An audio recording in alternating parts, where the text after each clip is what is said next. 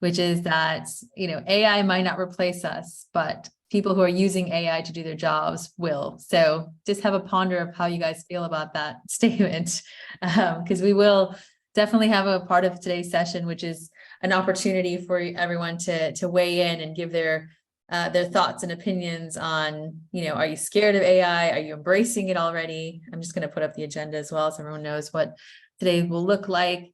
But we really want to hear from you. We want to hear from the community on, again, just thoughts in general. We've been doing quite a lot of picking people's brains within our membership, whether they are afraid of AI, whether they want to embrace it, how they might be already using it in their work. We'll give a couple of examples of both how Mike is using it in his business, but also how I've seen it used across various communities at Ugenie.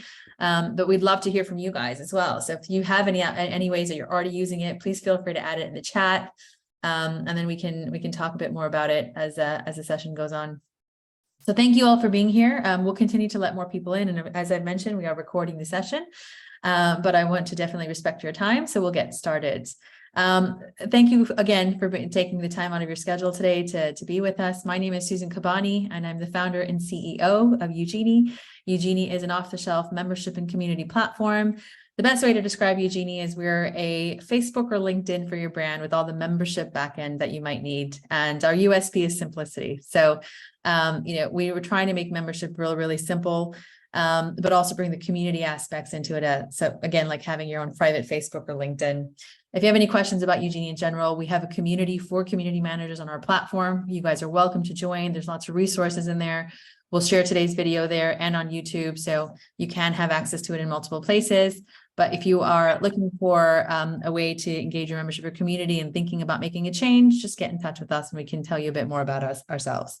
We're hosting these monthly meetups though, so that a lot of what I've learned, having built Ugenie and working with a lot of our customers, is we can learn a lot of best practices to common challenges from one another in terms of, engagement challenges. Next month's topic is how to handle negative feedback, because I'm sure we all get a little bit of negative feedback from our members. So how do we constructively deal with that? We have a session coming up in a couple of months on partnerships and influencer, monetization channels. So I'll share in the chat as well some more information about our upcoming meetups. They're open to any community or membership professional, whether you're a manager or whatnot. They're open to your teams. So if any of those topics look useful, come and join us or watch them in the replays if you can't make it. Today's topic is really exciting. I think we've had quite a lot of interest as well in the topic. We have been, again, as I mentioned earlier, doing a bit of research, talking to our community, running some polls on seeing how people feel about the use of things like ChatGPT and community and membership management. Is there, as I mentioned, a fear of it? Should we embrace it? I know we've definitely had conversations where people are a little bit scared that these kinds of tools could replace some of the functions that we serve as membership and community managers. And that's probably true. I don't think that I will say that, these tools won't do that. But I think if we can think about that, how we can positively leverage some of the work that we have to do and use these smart tools to enhance what we do already, it's actually probably going to I'd ask everyone to go ahead and mute you myself. But if we can embrace some of these tools to make our lives easier, because I think all of you guys will know for sure, managing an online community or real world community is hard work, right? Whether that's finding new members, bringing new people on board, understanding what they want, because a lot of times people will tell you they want one thing and their behavior will say something completely different. What tools do you use? There's so many different tools out there now that things have gone online. Sometimes just navigating that kind of, okay, we want to move away from Facebook, but we don't know where to go, right? So how do we actually make that decision? Or we've built a custom site and we've invested a lot into it, but it's not doing what we want it to do. So there's quite a lot of challenges, right, when it comes to managing a community online. And I think the key one, which I'll focus on as well after Mike has had his opportunity to share all his knowledge with you guys, is engagement. How can we use some of these tools to help with one of the things that we hear as the biggest challenge of community managers and membership owners is our members just aren't engaging. And, when people say that to me, I think the first thing I always say is, well, how do you define engagement? What have you measured in your particular community? Every community and membership is different. How are you measuring or defining engagement? Is that people signing into the platform and looking at the content you're sharing? Is it paying their membership due if it's a paid organization? Is it posting on your platform if you have a feed or a forum? And that's the first thing I always ask is, how are you defining that success? And then how can we then tackle it and learn from other people and what's working well and what isn't? And I think personally, I think that AI, machine learning, all these tools can definitely help us in our jobs with, whether it's actually creating content, whether it's prodding our members to look at the great content that we're creating, whether it's just putting the analytics of these tools into a way that a non-technical person can understand so that we can better serve our communities. We are at Ugenie are looking at ways of how we can leverage these tools to make our platform and our backend even simpler, do some of the kind of prodding for you. And that will be an evolving process for us as we continue to mature our platform, but we will be embracing how we can use these tools, not to replace anything, but just to make the job easier, because it's hard. We all know that it's really hard to manage communities. And there's so many different things that need to be done. With that being said, I'm going to bring us to our speaker of the day, who I'm sure you guys are all excited to hear from. Mike Smith, thank you so much for joining us. Mike is the head of customer at Smarter AI. And let me go ahead and just stop my share for a second. So Mike is the head of customer at Smarter AI. He's on his 4th tech startup. So this is just my first one. I'm hoping that I can get to Mike's stage one day and go on to build other tools. And he's previously helped bring AI-powered speech analytics, e-commerce for small retailers, data platforms as a service to companies to the market. I think the benefit of having Mike here with us today is he's a non-techie in this technical world. And so he can translate what some of this, the technical, as you say, mumbo jumbo that us non-techies can not understand into a way that we can understand. I'm a non-technical founder as well of a technical company. So, I'm in the same boat as I think a lot of the people that we work with who are, not super technical and then can get scared of tools and tech and all of that. But rest assured, if I can do it, anyone else can. Smarter AI connects SMEs to a marketplace of solutions from a community of AI creators. Essentially, what they're doing is democratizing AI. And also we're having conversations with them as well of how we may be able to work with them to bring some AI applications to Ugenie. For any of you that have looked at AI in terms of building it yourselves, you'll probably see, and Mike will be able to tell us, it can be a very expensive proposition, not only from the hardware, but from the software side of things, the expertise and experience required. So what Smarter AI is doing is that they're unlocking the potential for more businesses to be able to leverage these technologies. So if it's something that you or your company is thinking about doing and you're not sure where to start, I definitely have a conversation with Mike and his team over at Smarter AI. With that being said, Mike, I will make you a co-host and I will hand over the floor to you to go ahead and talk. So Mike's going to talk us through a little bit of history of AI, giving us a little bit of foundation, a little bit of the state of play today. It's changing so fast. So I think it's great to be able to get, again, an overview from Mike. And then also he'll give us some applications of how, he's leveraging it himself, so we can then go into our conversation about how, again, you guys might feel about these tools if you're using them already. Some applications I've seen as well, again, across all of the communities that we work with. But yeah, over to you, Mike. Fantastic. Thank you, Susan, and pleased to meet you, everyone. Hopefully you guys can see my screen now. Give me a nod, Susan, if that's true.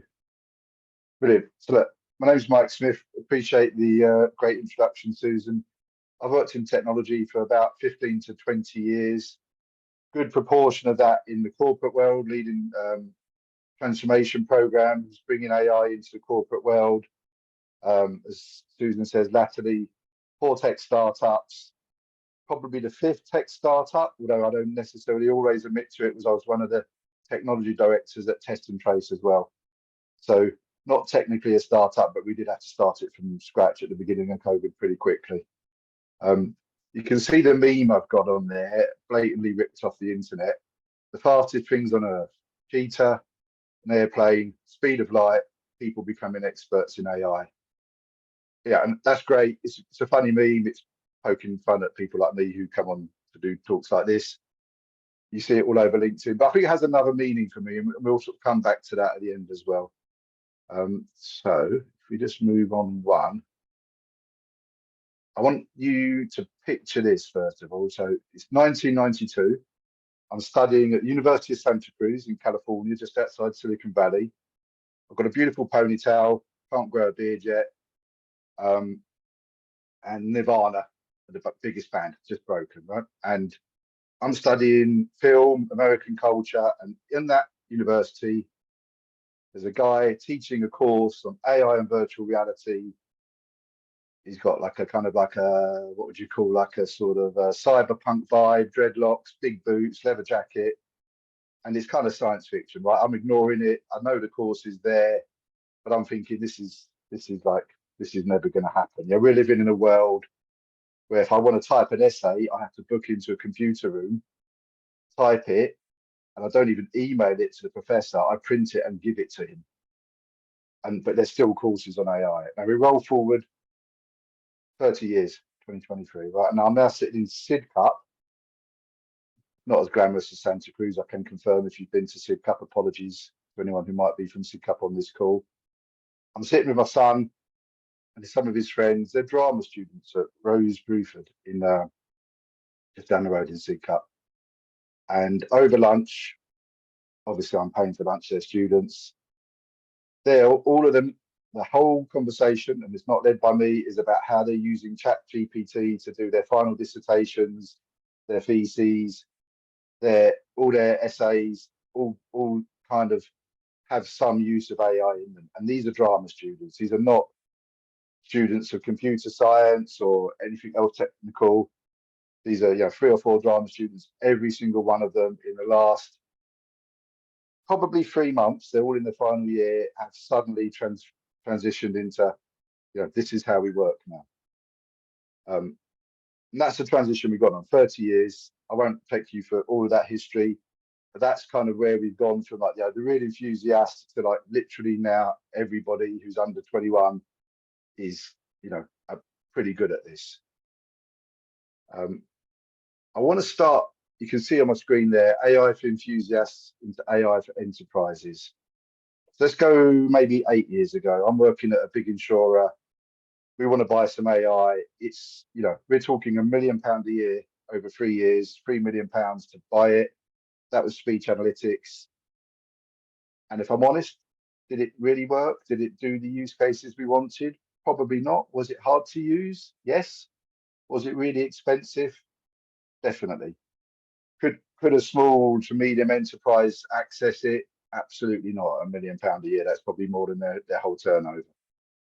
So it's gone. It's moved. It's gone from the classroom to the corporation, but it's still out of reach for both the sort of the general person in the street and also for the small to medium enterprises. It's just out of reach. I think what you see now is a really strong move, and we're part of this at Smarter. AI is moving from enterprises into AI for everybody, both small to medium companies and also individuals are finding use cases. Everybody talks about ChatGPT, but there's absolutely thousands of companies out there, and it's a total explosion, and it's probably happened almost under the radar and then surfaced in the last 3 months. And now, if you go on LinkedIn, every other post is about AI, right? Every other post. I think what you see, and I think this is where it's become difficult, is it's almost what I would call choice overload. I saw a post the other day, and the guy said, "Here are the 100 best AI applications in April." In April, does that mean there's 1,200 applications in a year? Who here has the time to go and look at 100 applications of AI? And I think that's where almost it puts people off. It becomes overwhelming, and their choice becomes to do nothing, because that seems better than making a bad choice of spending a load of time doing the wrong thing. It's great, but I think it will have to, and I can sort of help you navigate it a bit on the next couple of slides. Where we'll go is probably two places. I think we will narrow down over the next 6 months into what really are the use cases people want, what is great for engagement for you guys, what's great for e-commerce, for speaking to their customers, what's great for meetings, and we'll probably get, down some winners, some losers, and some brands you've never heard of will probably come to the fore, and in 6 months' time, people will be using those and other brands will fall away. I don't think it's sustainable at the moment because the market just can't understand everything that's available to it.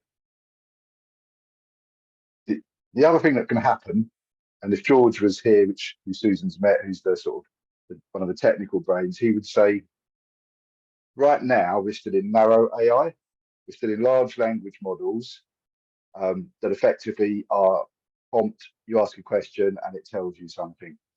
What we haven't got to is what we would call wide AI, where it actually does the thing. So to give you an example, if you ask ChatGPT, tell me about hotels in London, it would tell you some great hotels. If it said, can you book me a hotel in London? It would say, here are some sites where you can book the hotel. It can't go and book the hotel for you. That's kind of the next step. Cool. Okay.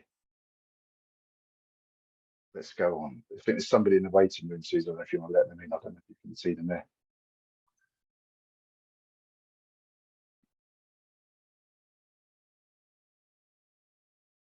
Let's talk about, I mentioned the choice overlay. Let's just talk about a couple of the, maybe 9 tools I use, 3 different use cases. I am not sponsored by these in any way. These are not paying me. I don't get them for free. I pay for them like everybody else, but I'll just sort of share my experiences. So if we're talking about writing, obviously ChatGPT is the first one that comes to mind for everybody. I'll give you the example of my son. I'm sure there's people out here on this very call using ChatGPT to write stuff for them. There's kind of a joke that's going around at the moment that says 100% of the companies, or so 90% of the companies that say they are AI aren't AI, but 100% of their marketing is written by AI. So every self-respecting marketeer at the moment is using ChatGPT to do case studies, copy. It's pretty ubiquitous at the moment. Grammarly, if you've heard of that, is really good. I saw Joe on the call earlier. So if you've got English as a second language or you're not great at spelling and grammar, that's really good. You can run your output through ChatGPT, run it through Grammarly, and then you've got a pretty nice output after that. And then the third one, which if you're writing for sort of more academic or technical, there's a variety of plagiarism checkers out there as well, which we would use if we're writing something for a technical white paper. Stick in the chat if you use those. It'd be great to see other people who might use tools like those or similar. Images and video. So Mid-Journey. So again, if you go on social media, you'll see loads of pictures come up in the last 3 months. Most of those are generated by Mid-Journey. It's on a Discord server. It's kind of free to use. And you just you can either describe the picture or feed it a picture, and you can get some pretty good content out of that. My friend Alex Marples, who should be too busy to do it because he was one of the directors at Test and Trace with me, is on that the whole time, posting different pictures he's made. Never has time to talk to me, but he's found an hour a day to do that. But it's pretty good. If you want to create images, have a go at that one. Synthesia will make you a video.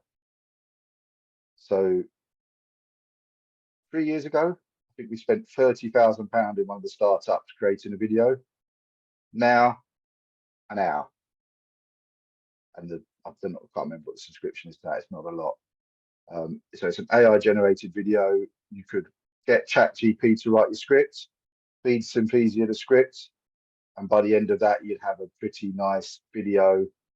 They do run for free. Go and try it for yourselves. It's pretty cool. And then obviously, I'm going to say smarter.ai. If you're in e-commerce, we're really good at AI image tagging. You don't have to go and tag your images yourself. Third set of use cases, meetings. So somewhat of a cliche, but definitely true. Men can't multitask, right? I cannot be on a meeting and take notes and listen. Just can't do it. There's two tools there, Sybil and Firefly. They'll just join the meeting for you. They'll transcribe every word. Their accuracy is incredible. And then they'll basically got a transcription of the meeting. They'll summarize the meeting. And then they'll actually, you can, like we have it integrated into Slack, and it puts that summary into the Slack channel for everyone to see, including action points. And it's pretty good at actually picking out what the action points are. Firefly does, Sybil's kind of sales orientated. Firefly is probably more generic. And Firefly will start to email external people the summaries of that as well. Firefly has a really nice integration into ChatGPT, so you can actually put the output into ChatGPT and re-summarize it or ask it questions about the output if you want it to. Look, I'm not saying use these tools. I'm not saying these are the best out there. They're what we use. And I think what I've found is, find your own use cases, experiment with it, find what works for you, and then, then off you go. There's no one size fits all here. I'm just probably giving you a start in 9 rather than, the hundreds and hundreds that are out there. But pop in the chat, guys, if you've used any of these. How are we doing for time, Susan? I've got another minute or so, a couple of minutes. Yeah, go ahead. Yeah, okay. So I just want to give you a couple of examples, right, of actual sort of stuff that we've used ChatGPT, both people in Smarter and some other people I know. So Naveen, English as a second language, technical head of engineering for Smarter. I asked her I said, are we going to do like team profiles? Will you go first? She's never done a social media post in her life. So I asked her to write it. I said, you write it, I'll just get it, written into the third person. But she's determined. She wants to do it herself. So this first thing you see on the screen here, the journey she went down, she asked ChatGPT to do a generic profile of a woman in a leadership position in a tech company, just to convince herself it would do it. Then she said, okay, now ChatGPT, write that about me using these prompts, and then gave it sort of 4 or 5 different pieces of information about her hobbies, where she studied, her job title, and I think our mission statement. This was that was the version after this.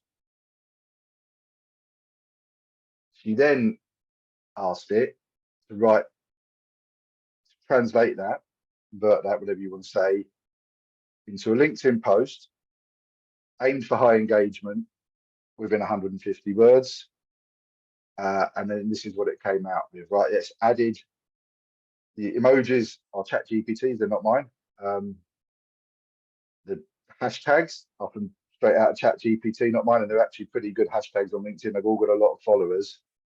Yep, and you can see how it's spaced it like a traditional LinkedIn post, and given it, like a sort of really bigged her up at the beginning, and then made her very personal by talking about her sort of hobbies as well. That's done. She's probably done that 30 minutes max, and she's gone from never having posted on social media to something I can put almost pretty much straight on there with a few tweaks from me. A couple of other examples that I won't go through sort of every single word. So Joe, who's on the call, English as a second language, works in a really technical industry, compliance and risk officer for a broker, and that broker's got companies all over Europe. You're writing multiple thousand words, compliance and risk framework reports straight into ChatGPT. Tell me about Spanish compliance regulations. What's the impact of this in Spain? That will spit it out for her, and then she's off. Translates that into what she wants, puts it through Grammarly, probably saved her, what was a day is probably into an hour. Paul, you'll see him on LinkedIn, Paul Banks, Javelin Marketing. I mean, I can't even begin to give you some of the prompts. I can read some out for you if we've got time, but his prompts are incredible. Everything he does, he'll say, give me 2 LinkedIn posts, one written in my first person, one written in the third person, one using this humor, one using that humor. give it this type of tone, and then off he goes. So, you know, there's 3 or 4 examples there. Only Naveen is technical out of that. The other 2 people, absolutely non-technical. And, you know, although Naveen is technical, she's definitely not expert at social media, and look what it's put out for her. Okay, let's go back to the beginning. Right, so there's 2 things I wanted to just leave you with, right? So I think this statement's an important statement, but AI won't take your jobs. People who learn to use AI will. Those are some great examples, but what it can't do, what it doesn't know, is who you are, your brand's values, what your customers are, your unique proposition. This is kind of like a conversation with a freelancer, a brilliant freelancer, but you're going to have to tell them. If you delegate poorly to a freelancer, you'll get a poor result back. If you delegate poorly to ChatGPT, you'll kind of get a poor result back. And you can kind of see it. You know, former marketing managers I work with, I had to pick up on their output a lot because it was literally straight out of ChatGPT with no intervention. It has to have intervention. It has to have care in the prompts. And actually, you know, the terms like prompt engineer, these are the skills we need to develop, rather than just sort of be casual with it, and rather than ignore it. So it's a different skill set, but there's still totally human in the loop here. I just can't see that it's going to, you know, absolutely replace the, you know, the ability to engage an audience. The other thing I'll leave you with here, right, this people becoming experts in AI. It's not actually that hard, right? You know, Naveen had never used it, half an hour. My son's a drama student, doesn't like computers. 2 months he's doing his dissertation on it. If I can leave you with one thing, I'd say just go and try, experiment. Like all things, you'll be, you know, it'll be a bit clunky at first. You'll feel like actually it'd be quicker to just do this for myself. But after a while, you'll find its uses, you'll find how to use it, and you know, then you'll probably won't look back. That's me. Thank you for listening. Very happy to take questions or join the conversation. Thank you, Mike. Yeah, I agree. You know, there's so many different applications for AI, but thank you for giving us that scenario and giving us some really concrete examples as well. I mean, I'll give you guys something from really technical people. There was a bug we were trying to fix at Ugenie. We could not figure it out. The developers spent, I don't know, quite a lot of time. And then they put it into ChatGPT and they said, we are having this challenge. And ChatGPT said, you should probably looking at a different version of whatever tech tool. I mean, trust me, I'm not a technical person. And literally, you know, if they had done that in the first instance, it just would have very quickly told them where the problem was. Now, they still needed to fix the bug. They still needed to go in and do the coding. But the tool told them where to look, which can be, you know, the first place to start. So, you know, in some of the applications that we've seen here with some of our communities, and now we want to bring that tech directly into Ugenie is, you know, the types of content that we're producing and how our members are engaging with them, right? If our platform can tell you, or whatever tool you're using can tell you, well, these users really like to watch things, right? These are video consumers. They want to be able to watch your content versus these users want to listen to it. So they want a form of your content that they can turn on in the car and listen to versus even just a short snap, you know, excerpt of it in writing. So it might be the same exact content, but different people want to engage with that content in different ways. And one of the things that we're looking at is how can we take that behavior and help you guys understand the format of the content. It might not even be the actual content itself, because, you know, that might require you to really think about, you know, what it is that your members want to hear. But it might just be that they're not engaging because, you know, they be lots of moms and they want to listen to it while they're on the go and, you know, doing all their kid-friendly things versus someone else like me who might just want to read a short excerpt of something in text so I can scan it and not have to listen to a long video, you know. There's so many different applications. I think the other thing is that we're looking at is what time of day will people look at content, right? You might have some people who are looking at it first thing in the morning and notifications really work to bring them back, you know, on your apps. But actually other times it's like, actually, if we sent all the notifications to this person at like 5 o'clock, because that's when they're doing their commute and they'd be happy to engage with the content in that 15-minute window. it might just be, again, that it's not the content that's the problem. It's either the format they're getting it in, the time they're getting it at, right? So they're just too busy to look at it. So how can we use these tools and how can we build our platforms to make it much, much easier for you guys to do your jobs?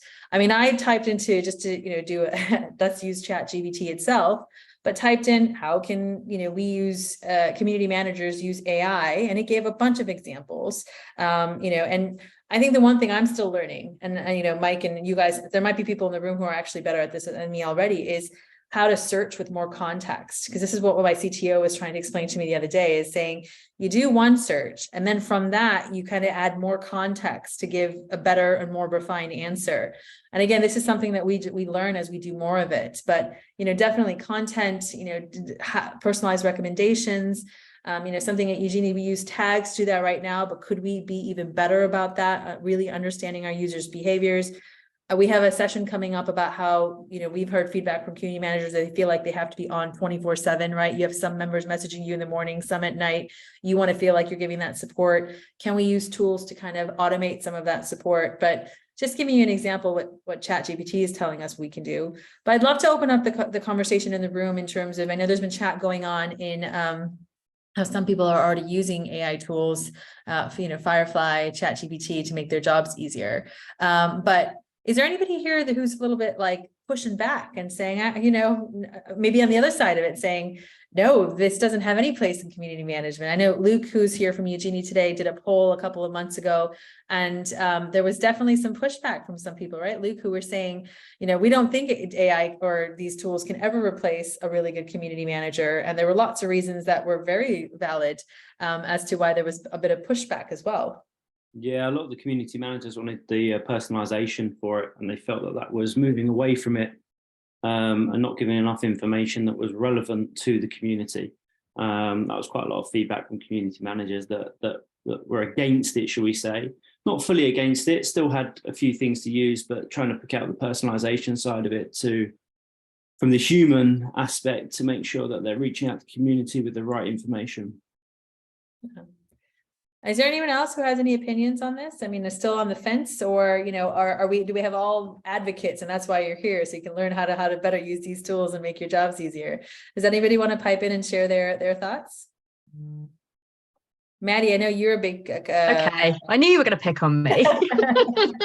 Yeah, I love it. I've been using it for I only actually launched my Ugenie platform last week, so it's been a really overwhelming journey, and it's been absolutely mental. So I'm building, based on the Ugenie platform, the UK's first ever social media platform that is centered around money.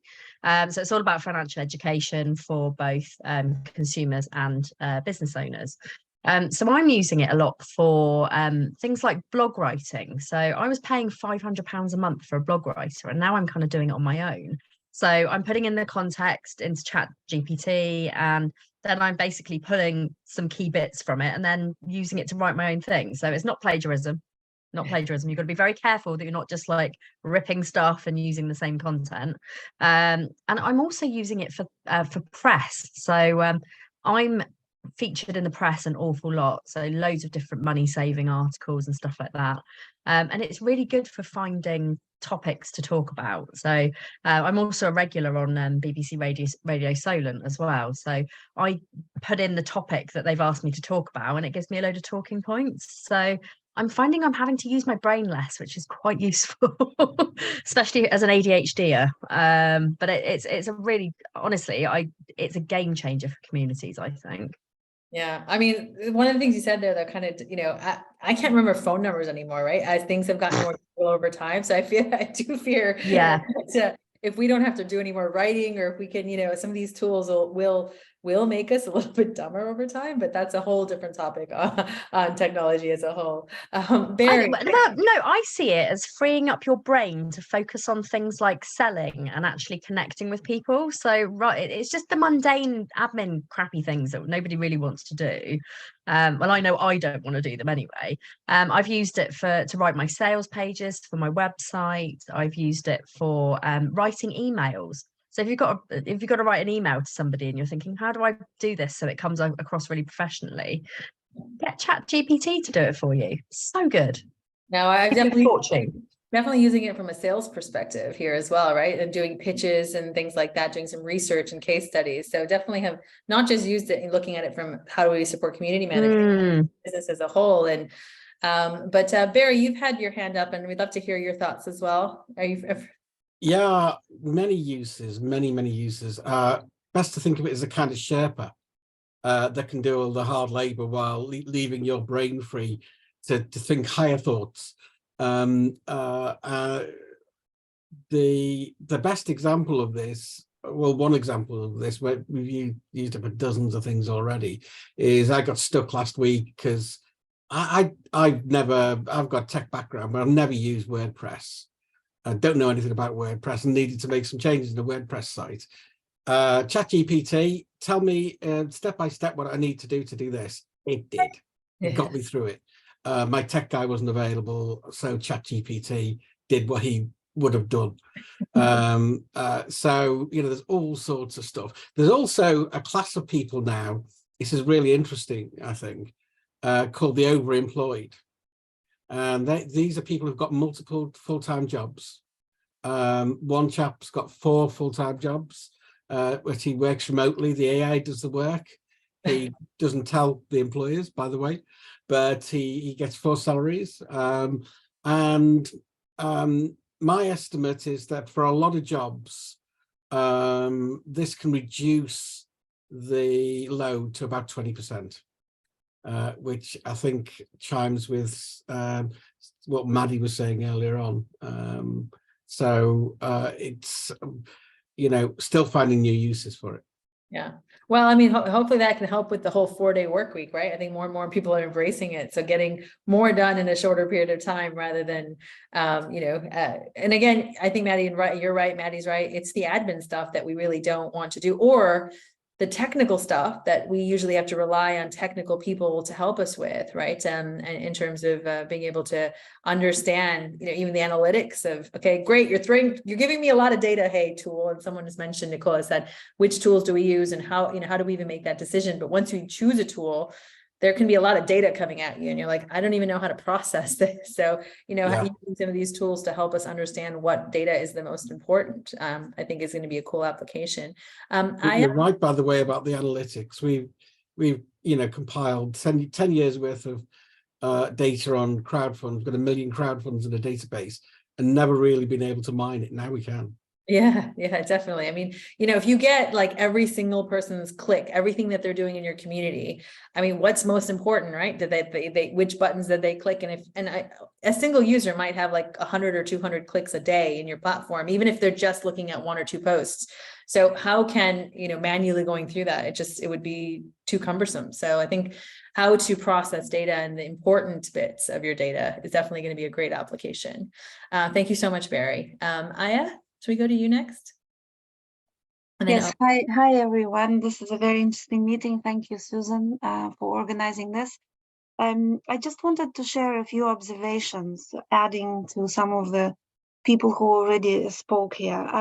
All my life, for the last 18 years, I've been working in a very rigid corporate world where I was selling sponsorship and partnerships, and then I was a producer and everything. So I kind of specialized in that, large conferences, exhibitions all over the world, but I knew nothing about marketing or videos or community. And so I really was like a corporate slave, wasn't happy. And then when COVID came along, I became a community manager and my world has changed completely. It's such a rewarding thing to do. And when I discovered AI, I was on the 7th cloud. It's amazing. Of course, AI poses threats for humanity, blah, blah, blah, etc. But for me, currently, it really does work. It really enhances your work. So I knew nothing about marketing, and now I do. Now I know how to do a Facebook ad, how to sell on Amazon, how to analyze reports, how to analyze how successful your social media ad is. And I know how to make videos with HR, and that leads me to the thought that a lot of jobs there will be changed by AI. So a lot employers with time, employers, the job descriptions will change for a marketing person, for a producer, for anyone, because employers will understand and will take into account that people will be using AI and getting skilled quickly. So it's a democratization, and it's really great. So the other thing that AI helped me with is the fun element, because in some communities, if you're working on social media or with gamers, AI is something already becoming usual everyday reality. I work with so-called hard communities. The previous network that I built, it's for industrials and harder to abate, higher emitter sectors. So I would work with people from metals and steel and ceramics and glass. So for them, AI is something like, oh, wow, that's fun, that's interesting. So when you're in a community with those people and you create an AI assisted video, that really is fun. Or if you do that exercise, you have a question, you ask AI that question, ChatGPT gives you the review or the answer. And then you ask the same question to a human, to an expert in that field. And then the human gives the answer. And the human actually says, well, ChatGPT gave a comprehensive answer, or the human will say, oh, ChatGPT gave this rubbish thing. But it's a great conversation starter, this kind of exercise. FT did the same thing. They ask the same questions about climate change to ChatGPT, and then the same question to Bard, which is Google's thing. And it was really fascinating. So how I use ChatGPT is like everybody else mentioned. I do that, and I do the videos. And then somebody mentioned in the chat that the hard thing now is to keep up with it all. So I have the same challenge. So what I chose to do is I now stick with 3 or 4 AIs that I know, because otherwise it gets too overwhelming. So I stick with those 3. I make sure I use them. I make sure I know how to use them. And then maybe I move to a new one. So the things that I use for videos, for example, the AI is called Writer, RYTR. It's like a blog. It can write blogs, articles, and you can choose a style. You can choose a style of your writing. You can tell this AI that the style is corporate official or informal or for youngsters or for compassionate or mournful. You can use all kinds of styles. And then I take that and I go to Clipchamp. The Clipchamp is the AI that helps you to create those videos. So you take that text and you do the voiceover in Clipchamp. And the voiceover, you can choose an accent, American or British, or you can choose a language, and then it gives you a voiceover. And then in Clipchamp, you can download, you download that text which writer gave you, and then you download all the photos. And then, of course, I take royalty-free images or royalty-free videos from such places as Unsplash or Burst.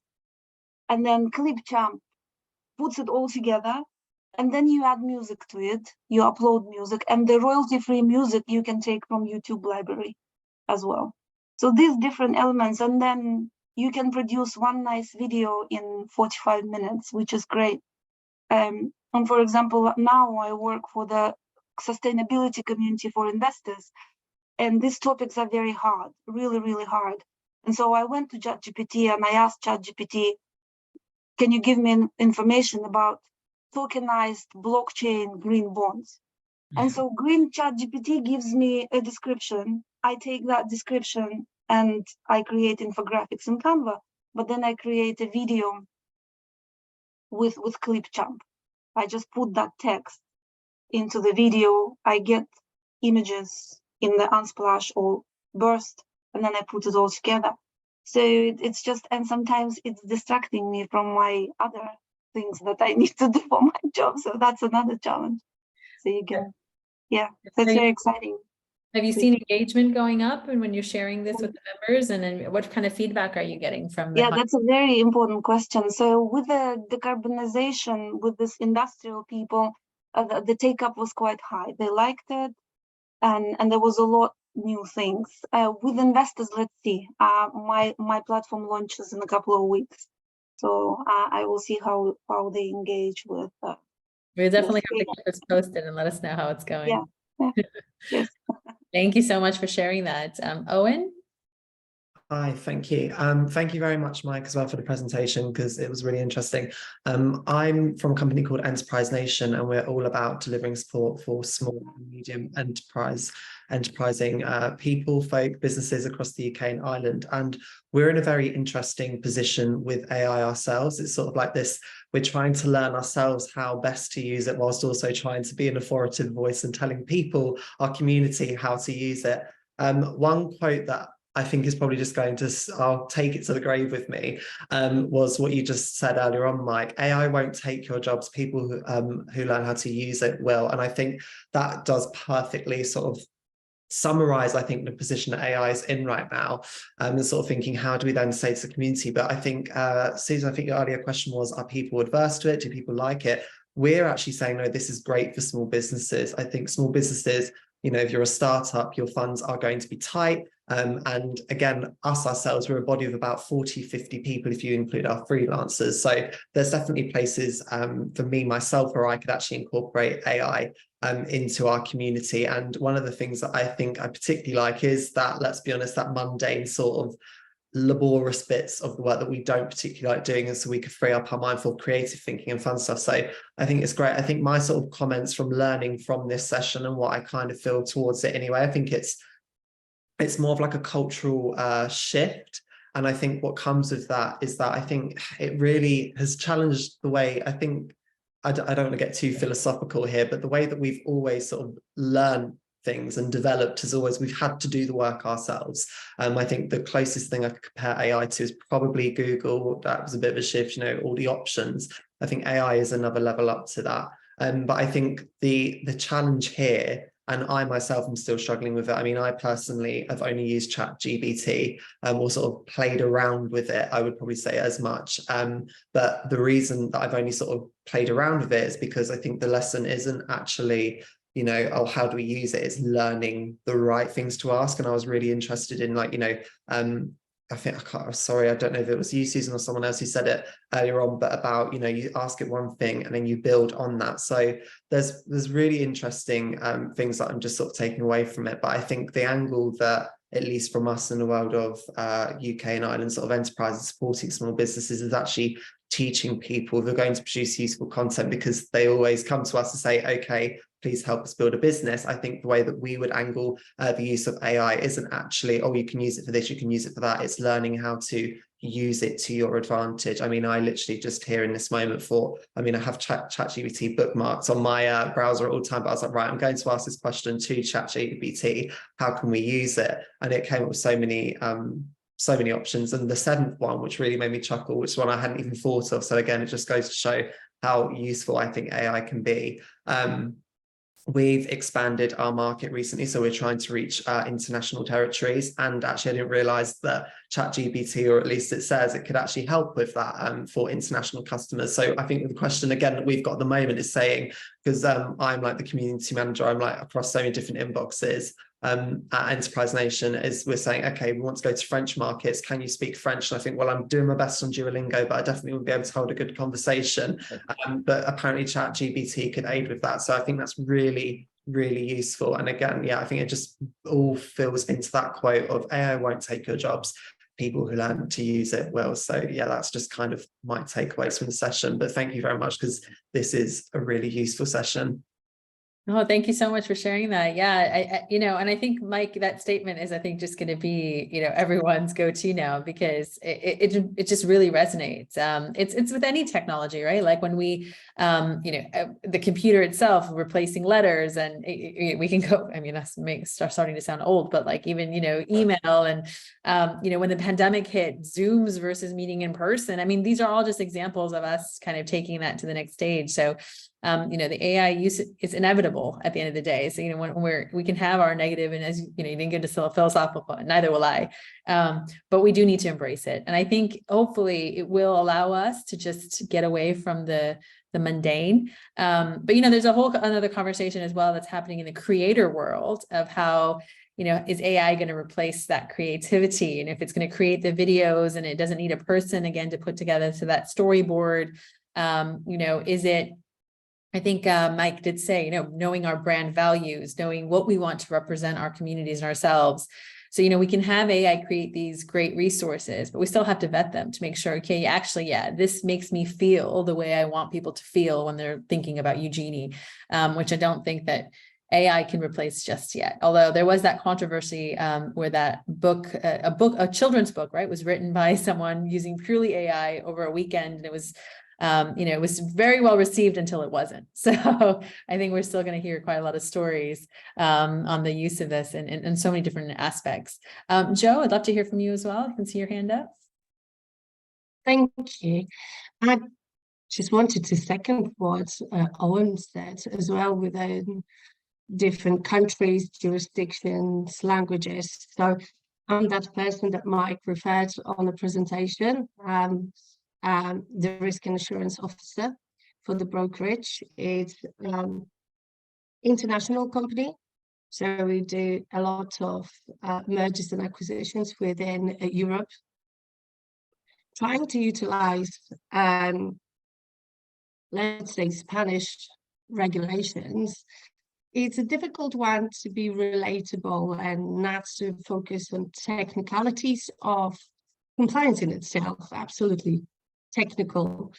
And ChatGPT has helped me to kind of put it into a simpler words where people can relate to it. They don't have to be compliance experts or risk experts to know what I'm talking about. It's much easier to translate some of the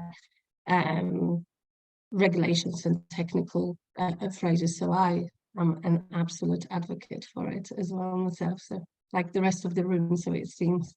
Yeah, so it seems. I think it's great. I mean, we had one question come up in the chat where so someone said, do colleagues or committee members get concerned about AI being in the meeting in case they say something unintentional? And I think, you know, this might tie into some of the privacy concerns some people have had over the last few years in terms of data and, you know, and all of that. Does anybody have has anyone had any negative pushback on these note takers? I mean, I have mine usually join every meeting as well. I mean, especially with COVID, right? When we went into virtual and everything was virtual, and I'm like, I have overwhelm. I cannot remember every single thing someone has said to me. So it was useful, but you know, the question is there, and which makes me think that there might be some people who are still uncomfortable. So I don't know if anyone's faced that or feels wants to answer. I've never had anyone tell me, please kick that note taker out. Maybe they feel like they can't, because then again, they might be like, well, you know, why are you asking me to kick it out? So there's a whole conversation on AI etiquette that we could have on another day. But it is an interesting question. I don't know if anyone has come across someone who has asked a note taker to be taken out of a meeting. Doesn't look like it. And it looks like there's some people, I mean, we've got a note taker in the room right now. So, you know, I know Barry can give us a great synopsis of today's session after the fact. But no, it's been so great to have all of you guys here. You know, I don't know if there's any other questions that you have. If you have any questions for Mike or even the Smarter AI team in terms of, you know, more applications for your businesses, you know, please get in touch with Mike. If you've got any questions on platforms and tools, you know, feel free to reach out to us here at Ugenie. If we're not the right tool, we can lead you in the right direction. Because, you know, there are so many tools out there, and we're not the right fit, just like every AI tool is not the right fit for everyone, right? It's about finding what works for you. And sometimes that can be the landmine in itself. But, you know, do throw in any more suggestions you have on tools you're using. We'll take the chat, we'll put the tool list together and circulate it so it can be useful to the rest of you. And follow us on LinkedIn if you haven't already. I'm going to share the link in here and just show you guys quickly the community manager topics that we have that are coming soon. So you can see if anything else kind of comes up. We're talking about how to handle negative feedback in June, and in July, we're looking at, so I'll just talk about the next two. We'll be talking about keeping up with social media as well. So, you know, whether you're using a community platform tool or not, it's all in conjunction with social. We're not replacing any of those channels, but how can all these tools and platforms work together? And hopefully we can have Maddie join us as well, and that one, or even in the influencer marketing, because Maddie is very humble. She's got a huge following on multiple platforms, building a community across all these sessions, which can also be challenging, right, Maddie? You got your 40,000 plus on TikTok, then you've got your I think it was a challenge thinking, do you know what, I'm going to launch my own social media platform and still keep up with everything else. But actually, in a weird way, it's made me really conscious of how much time I'm spending on social media. So I'm trying to not spend as much time there. I pop in a couple of times a day to see what the community's up to ask some questions. And actually, at the moment, fingers crossed, we're a week in and people are posting on their own accord, which is great. We've had 870 downloads in a week, so it's been pretty crazy. But yeah, thank you for the shout out. But of course I'll join you on those ones. Yeah, I would love to. Look, Maddie is our resident expert here at Ugenie on those platforms, and I do have her app on my phone as well, and it's constantly pinging as well. So yeah, it's great to see that. Sorry. No, but it's good, right? So we need to now find how we can use some of these tools to help you out manage all that as well, because as a solo founder. Yeah, I mean, I'm thinking about AI as in I record probably at the moment about 10 podcasts a month, maybe more, because at the beginning I'm trying to get all my podcasts into the app. But I was thinking about ways of how can I get some of the quotes out of those podcasts without having to go back and listen to them again, because I hate the sound of my own voice. I don't want to do that. So yeah, I think that if there's a tool that can help me to do that, that would be brilliant. And yeah, so there is a tool, Maddie. I'll get the name for you. It transcribes a podcast. You can edit it by editing the text. It will edit the video, so it saves you editing video, and then nice. Then you can search your text as well. I'll get the name and I'll either give it to Susan or I'll give it to you. But I've connected with you on LinkedIn, Mike. So yeah, chuck it to me there. That would be find the name and I'll chuck it to you. perfect. There's one I think that do, and it's again, I'm not sponsored by it. Just one I know about. Yeah. I think AI from where I'm coming from, all I talk about is money, and I think AI is going to help to save small business owners a shed load of money. True. So I think it's going to be a great thing for me to be talking about. So yeah, and there's about half a dozen or a dozen AI summarizers. If you just Google AI summarizers, you'll find them. That could be your. Let's have a chat afterwards. yeah, definitely. Thank you. And if anyone wants to come and join me in the app, small business owners, it's for you as well. Think of it as a new place, a new LinkedIn without a horrible algorithm. Fantastic. Awesome. Well, thank you guys so much. I hope you guys have gotten something out of today's session. We will share the recording. I'll definitely also download the chat so we can take any of the nuggets from there as well and share them. And also we'll do a follow-up email. We'll put this on YouTube and an email form so you guys have really quick access to it.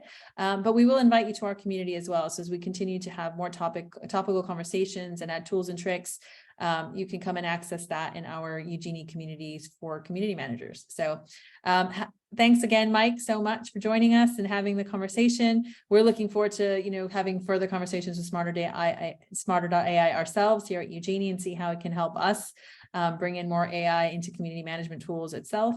It is the next generation, I think, of community management tools, right? Right now, there's quite a lot of platforms out there that are doing, some really great things, but I think all of us are going to be looking at how can we make your lives easier using these tools. So thanks again for everyone for joining us, and hopefully we'll see you at one of our meetups soon.